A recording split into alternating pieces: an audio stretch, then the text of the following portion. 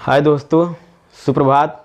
मैं विकास आप सभी का स्वागत करता हूँ मेरे YouTube चैनल एबी क्लासेज में। ठीक है, मैं पढ़ा रहा हूँ आपको मनोविज्ञान, जिसे मैंने आपको कल इसकी प्रकृति, इसके महत्व, इसके क्षेत्र इत्यादि के विषय में बता दिया था।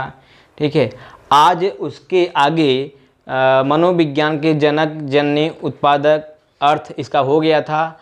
आज उसके आगे चैप्टर 1 का भाग 2 अपने सुविधा अनुसार बांट लेते हैं भाग 2 में। ठीक है, आइए इसके पहले मेरी कुछ दिली इच्छा है जो आपके साथ मैं शेयर करना चाहता हूँ।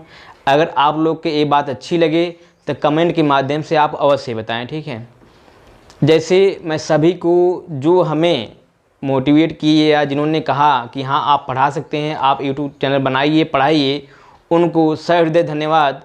जो बहुत लोग खास हैं, मैं उनका कभी नाम भी ले लूँगा। ठीक है, जो मेरी दिली इच्छा है, जैसे हमारे दो असली हीरो हैं, हमारे आपके और हमारे देश के, इंडियन आर्मी। ठीक है, उनके लिए कहीं कुछ भी चर्चा नहीं होता, न तो उनको मीडिया कहीं कुछ बताती है, न उसके लिए कहीं कुछ सुविधा बहुत ज़्यादा है। जो सुविधाएं हमारे राजनेताओं को दिया जाता है, हीरो हीरोइन एक्टर को दिया जाता है, उसका 10% ही अगर इनको दे दिया जाए तो ये सुखी रहेंगे। क्योंकि इस विपरीत समस्या की घड़ी में वही लोग हैं जो हमारे देश को बचाए हुए हैं, और उन्हीं की वजह से हम और आप, हमारा देश सुरक्षित है। असली हमारे जीवन के असली हीरो वही हैं। ठीक है, और न तो मीडिया वाले उनका कहीं नाम दिखाते हैं, न तो उनका कहीं कुछ करते हैं। उनकी मृत्यु हो जाती है, किसी को पता नहीं चलता है। अभी एक एक्टर की मृत्यु हो जाती है, वो पूरा देश रो पड़ता है। तो मेरी दिली इच्छा है कि इंडियन आर्मी के लिए भी कुछ ऐसा काम हो कि अगर उनके साथ कोई समस्या आती है या कुछ हो तो वह समस्या पूरी जनता के पास पहुंचनी चाहिए। आप लोग की जो भी राय हो आप लोग अवश्य बताएं कमेंट के माध्यम से। मेरे कुछ मित्र हैं, इष्ट मित्र हैं जो इंडियन आर्मी में अपनी सेवा दे रहे हैं। मैं आपको किसी न किसी दिन मुलाकात करवाऊँगा।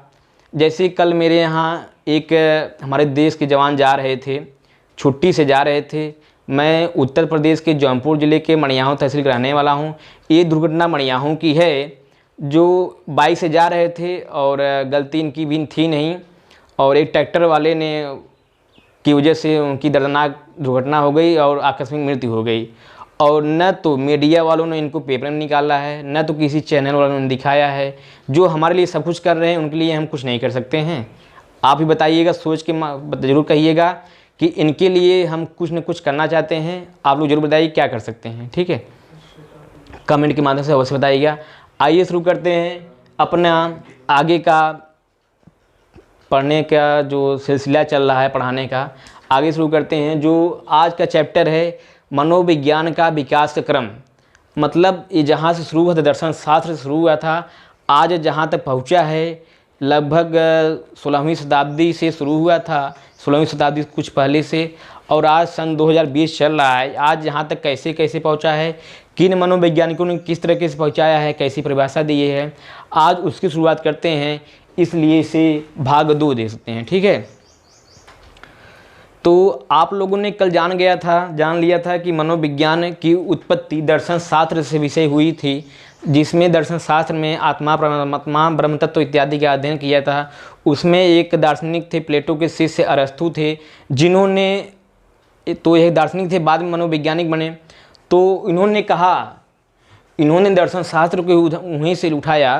मनुष्य की प्रकृति या मनुष्य को जानने के लिए उन्होंने कहा कि उसके केंद्र में स्थित जो आत्मा है उसको जानने के लिए इन्होंने कहा। किसने कहा? अरस्तु ने कहा कि अगर मनुष्य को जानना है या उसकी प्रकृति को जाननी है तो उसके केंद्र में स्थित आत्मा को जानना होगा।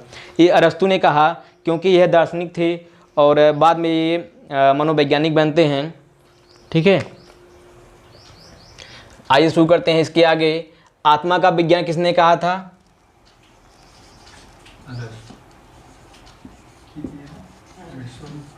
अरस्तु ने कहा था। इनकी एक किताब थी, कौन सी किताब थी? D enema.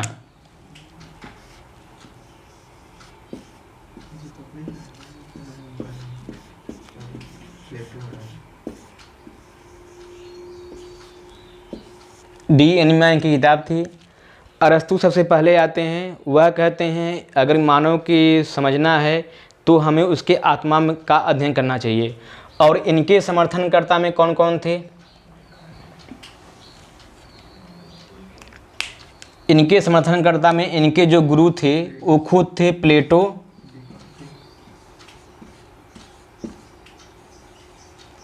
डेकार्टे,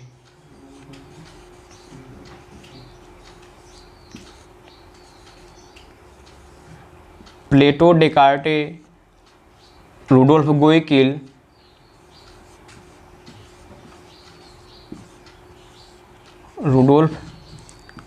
गायकिल, ये लोग इनके समर्थन करता थे। या इन लोगों ने कहा हाँ अरस्तु भाई आप सही कह रहे हैं, अगर मनुष्य को जानना है तो उसके आत्मा का अध्ययन करना चाहिए। आइए जान लेते हैं आत्मा किसे कहते हैं। जैसा कि आप लोग को पता है कि हमें ज्ञान की प्राप्ति 5 इंद्रियों के माध्यम से होती है, ठीक। आँख, कान, नाक, त्वचा, जीभ, ये जो ज्ञान को लेकर जाते हैं वह कहाँ लेकर जाते हैं? अरस्तु ने कहा ये जो 5 इंद्रियां होती हैं ये हमारे ज्ञान को ले जाकर आत्मा के पास पहुंचाती हैं। किसने कहा? अरस्तु ने कहा कि ये 5 इंद्रियां जो हैं हमारी ये ले जाकर ज्ञान को आत्मा के पास पहुंचाती हैं। तब आत्मा पूरे शरीर में उसका विस्तार करता है। यहाँ तक कॉन्सेप्ट क्लियर कि आत्मा का विज्ञान अरस्तु लेकर आए थे और इनके समर्थनकर्ता में इनके गुरु प्लेटो थे, डेकार्टे थे, रुडोल्फ गोइकिल थे, अरस्तु थे, ठीक। और इन्होंने कहा कि मनोविज्ञान आत्मा का विज्ञान है, अर्थात हमें मानव की प्रकृति को समझना है तो उसके आत्मा का अध्ययन करना पड़ेगा। यहाँ तक कॉन्सेप्ट क्लियर। हमें जो 5 इंद्रियां जो हमारी होती हैं ये हमारे ज्ञान को ले जाकर आत्मा के पास पहुँचाती हैं, ठीक।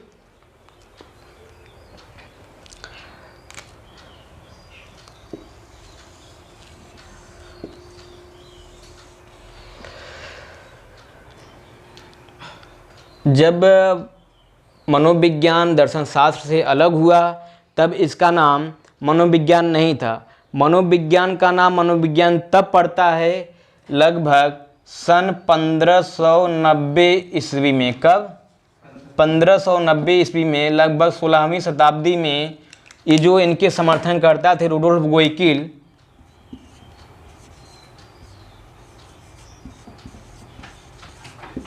रुडोल्फ गोइकिल ने एक किताब लिखी,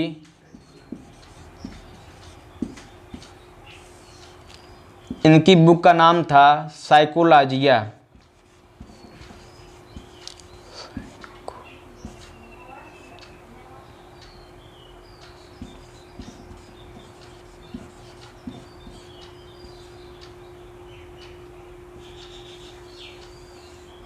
साइकोलॉजी है। इन्होंने रुडोल्फ गोइकिल नाम मनोवैज्ञानिक थे जिन्होंने अपनी किताब साइकोलॉजिया में पहली बार मनोविज्ञान शब्द का प्रयोग किया था और इसलिए साइकोलॉजिया को मनोविज्ञान का प्रथम ग्रंथ माना जाता है तथा इसके रचयिता रुडोल्फ गोइकिल माने जाते हैं। यहाँ तक कॉन्सेप्ट क्लियर कि मनोविज्ञान का शब्द कब आया, पहली बार प्रयोग कब किया गया था या किसने किया था। यहाँ तक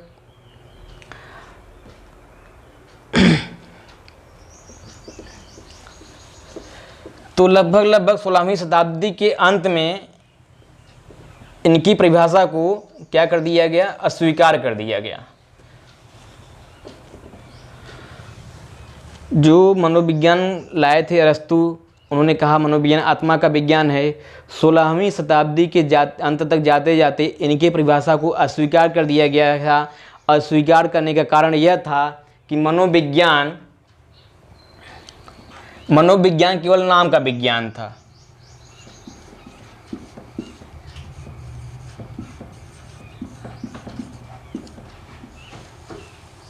मनोविज्ञान जो था वह केवल नाम का विज्ञान था, क्योंकि हम और आप सभी जानते हैं विज्ञान उसे कहते हैं जिसमें हम प्रयोग कर सकते हैं, जो मूर्त होता है, जिनका कोई आकार होता है, उसे हम विज्ञान कहते हैं, ठीक है। जिस पर प्रयोग कर सकते हैं, जो मूर्त होता है,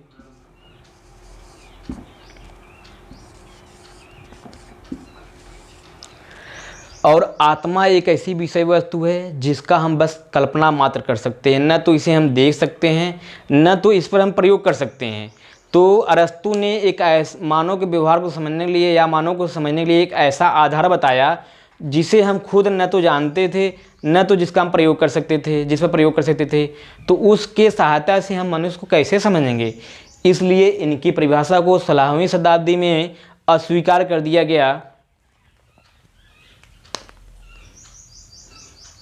क्योंकि जो आत्मा है न तो मूर्त होती है और न हम इस पर प्रयोग कर सकते हैं।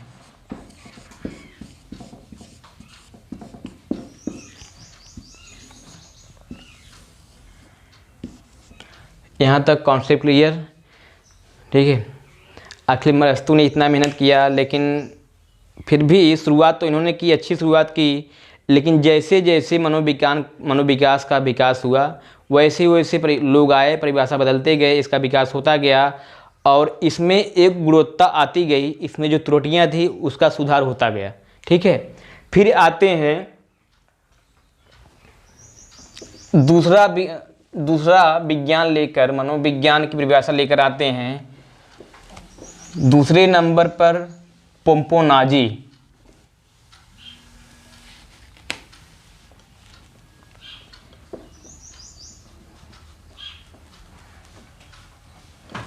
ये क्या कहते हैं? मन या मस्तिष्क का विज्ञान है। सॉरी, माफ़ी चाहता हूँ, इसमें कुछ छूट गए हैं जो आपको बता देना चाहता हूँ। ठीक है। इन्हीं के समय में एक मनोवैज्ञानिक थे, अरस्तु के समय में एक मनोवैज्ञानिक थे गैरिट, जिन्होंने साइकोलॉजी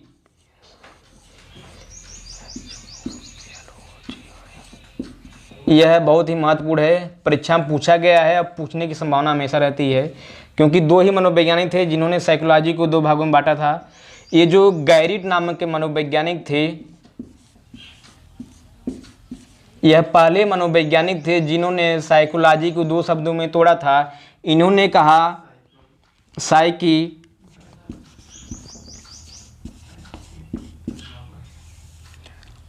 धन लागस।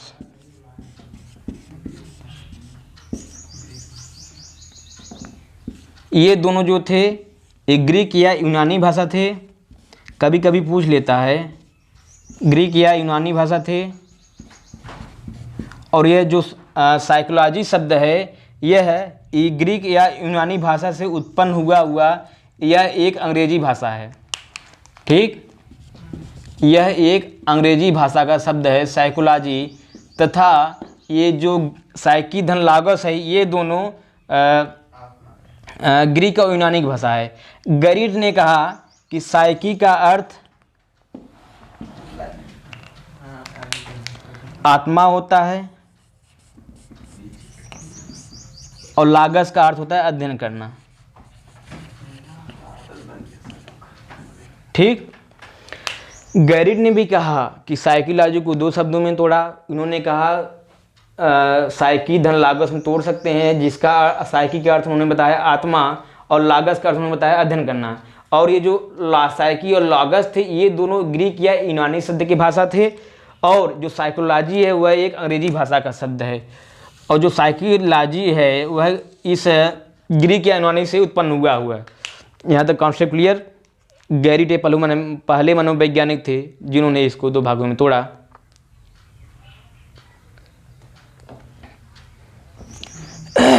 फिर दूसरे नंबर पे आते हैं, दूसरी परिभाषा लेकर आते हैं पोम्पोनाजी। गजब गजब का नाम सुनने को मिलता है, अच्छा है, कुछ नया चीज़ सुनने को देखने को मिलता है। इन्होंने लाया था मन या मस्तिष्क का विज्ञान। मन या मस्तिष्क का विज्ञान कौन लाया था? पोम्पोनाजी।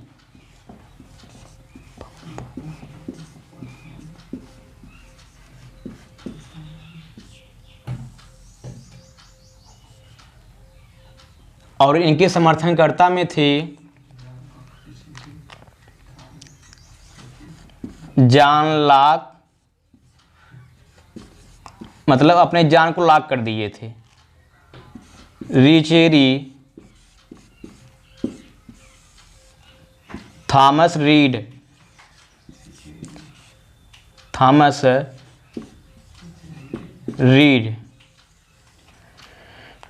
परीक्षाओं में इन्हीं संबंधित प्रश्न पूछे जाते हैं। इनके समर्थन कौन था, या इस नाम आगे दे देगा कि मन का विज्ञान या मस्तिष्क का विज्ञान किसने लाया था, पंपोनाजी ने लेकर आया था। 17वीं शताब्दी में लगभग पंपोनाजी लेकर आते हैं। ठीक है। जॉन लॉक का एक स्टेटमेंट है, वो कहे थे कि एक बालक का मस्तिष्क सादे स्लेट के जैसा है, टैबलेट के जैसा होता है। सादे स्लेट या इसे टैबलेट कहते हैं, टैबलेट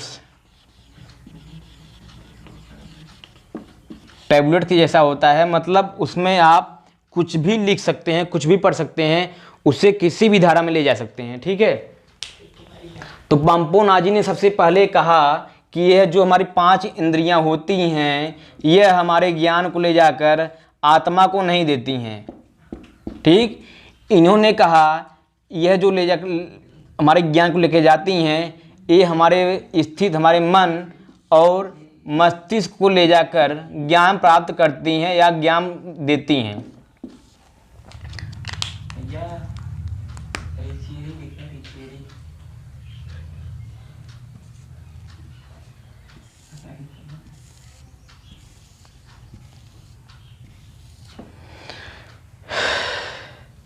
इन्होंने कहा कि ये जो 5 इंद्रियां हैं, ये हमारे ज्ञान को आत्मा का नहीं देती हैं, हमारे ज्ञान को ले जाकर आत्मा को नहीं देती, बल्कि हमारे अंदर स्थित मन या मस्तिष्क को देती हैं। ठीक है। और पंपोनाजी ऐसे दूसरे मनोवैज्ञानिक थे जिन्होंने साइकोलॉजी को 2 शब्दों में तोड़ा।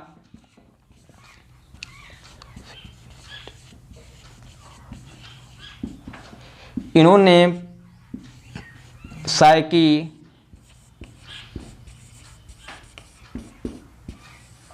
धनलागस कहा। साइकी का अर्थ इन्होंने बताया, यहाँ आत्मा का मन नहीं होता। इन्होंने कहा साइकी का अर्थ मन या मस्तिष्क होता है,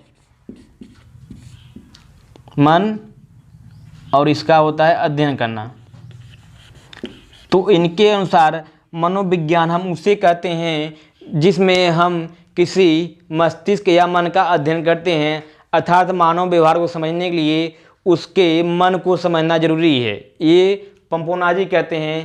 तथा दूसरे मनोवैज्ञानिक हैं जिन्होंने साइकोलॉजी को 2 शब्दों में तोड़ा था। इसके पहले गैरिट नाम के मनोवैज्ञानिक तोड़े थे। यहाँ तक कॉन्सेप्ट क्लियर, उम्मीद है आप लोग को समझ में आया होगा।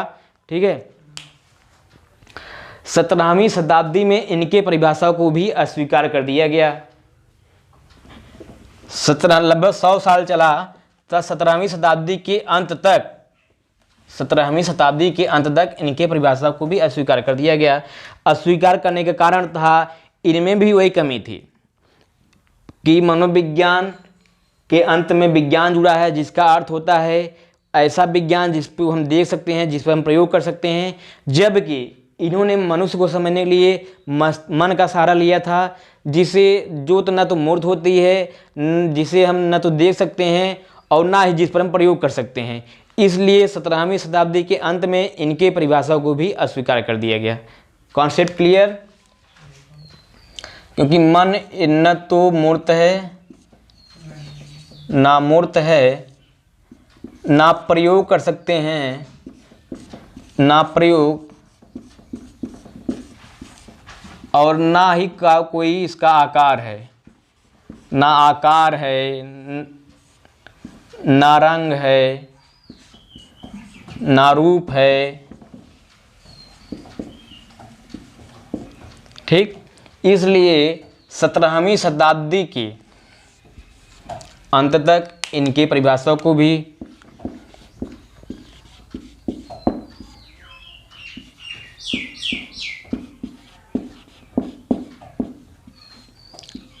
अस्वीकार कर दिया गया। ठीक। तो इसके आगे आता है चेतना का विज्ञान, जिसे विलियम वुंड लेकर आए थे। वह ही बहुत ही रोचक है। इन्होंने यह साबित कर दिया कि हम इस पर प्रयोग कर सकते हैं, जिसे मैं आपको कल पढ़ाऊँगा। आज के लिए बस इतना ही। बहुत बहुत धन्यवाद आपको, आपने मेरा वीडियो अंत तक देखा। आप इसे लाइक, सब्सक्राइब तथा शेयर अवश्य कर दें, क्योंकि हर एक यूट्यूबर की एक छोटी सी इच्छा ये होती है। मेरी भी आप लोगों से यही उम्मीद है कि आप लोग भी लाइक और सब्सक्राइब जरूर करेंगे, अवश्य करेंगे। बहुत बहुत धन्यवाद। इंडियन आर्मी के विषय में आप लोग भी कुछ अच्छा ज़रूर सोचें, मेरी भी यही इच्छा है। बहुत बहुत धन्यवाद। आज के लिए इतना ही। Best of luck. धन्यवाद।